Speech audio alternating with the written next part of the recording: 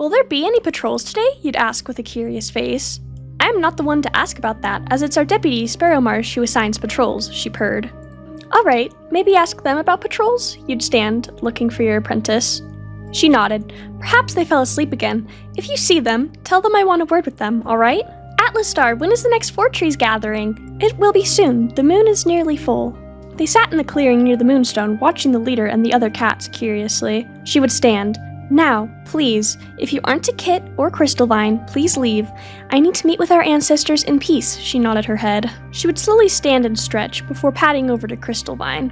How are you doing with herbs? After the recent battle with CrestClan, warriors have been limping constantly. Yes, it's been going good. A struggle to keep up with all the hurt cats, but I have been keeping up rather quickly. She would nod. The attack from CrestClan was quite random. I suppose they won't be hostile towards us for a long while though, since this war resulted in their deputy's death. But in case we do have another attack, what herbs would you need to be stocked up on just in case? I want us to stay prepared. I've already asked the deputy to restock, sending out cats to find herbs I needed. I addressed the herbs load to them. Staying on track then. Thank you, Crystalvine. If that's all, I'll leave you to it. I plan on having a short meeting with StarClan in just a moment. They nodded, returning back to their den. How are you all doing? She'd meow to the kits. She liked to check in on everyone before meeting with StarClan. Well, she mewed. Greetings, Atlasstar. He smiled. Raven Kit looked at the leader. I'm doing good, thanks, she mewed. Good, and don't get into any trouble like yesterday, alright? You don't want to make the apprentices clean up after you once more, right? Yes, Atlasstar! She would walk off to her spot. Yes, Atlasstar, I'll keep an eye on them. She nodded, standing. Get some rest, as well. Who knows, I might be holding a special clan meeting tonight. Alright, she got up, running to the nursery. She would sit down, sighing. It was still too early in the day, but once the moon began to rise, then she would meet with StarClan. The she-cat stirred, yawning. The moon had risen, and that was her sign that it was time to have her meeting with StarClan. Crystalvine yawned, soon stretching, watching Atlasstar pad up. She nodded. Morning. Could you please guide the kits out of the Moonstone for my meeting? She nodded in return, as a greeting. She nodded, smiling. As the kits were being guided out, Atlasstar paused to stare at the back of the Moonstone. It was dying and getting sick. Could this be the reason why she was having a hard time connecting with StarClan recently? With the kits gone, she moved to the front of the Moonstone, gazing at it. Softly, she lowered herself into a crouch and touched noses to the Moonstone, falling asleep.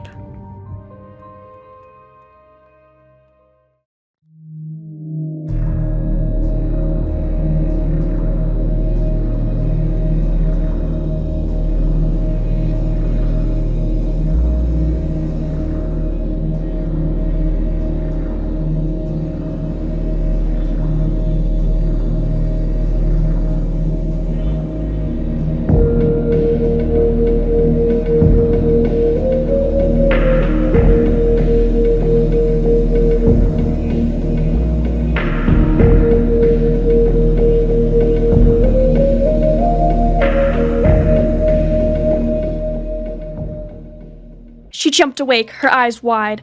A wave the size of 1,000 suns? Heading here? In 2 days' time? She had to call a meeting. They stood, noticing the panic in the she-cat's gaze. She glanced down at Crystalvine, her pupils small with fear. She yowled, "Clan meeting!" I met with StarClan just now, and this time, instead of a celebration, I was shocked with a warning, she croaked.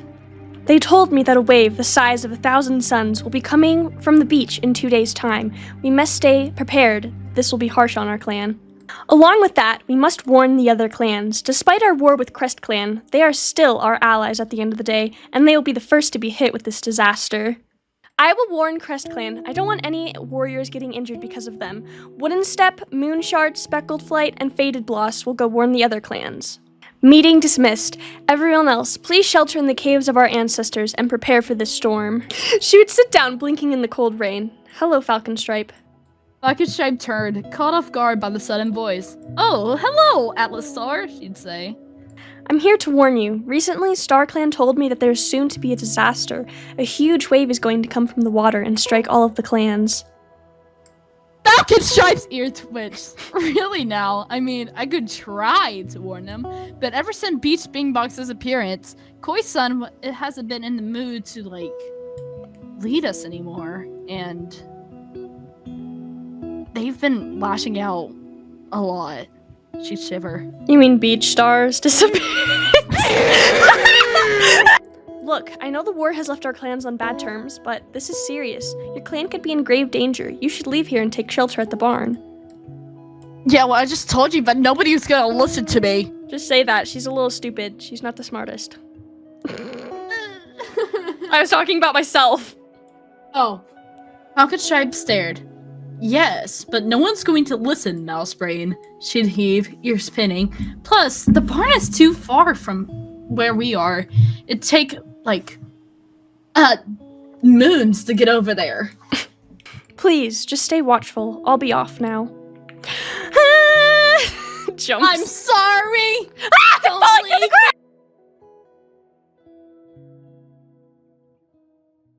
ground! Clan meeting, she yowled. Last night was the storm we had been warned about. Thankfully, it did not reach us, but it got too close. I have no idea if Beachstar or Koi-sun and CrestClan are still alive, so we will go take a look. She would lower her ears, fear showing on her face. The camp was empty, and nothing remained of the clan's camp. Were they dead? Where were they?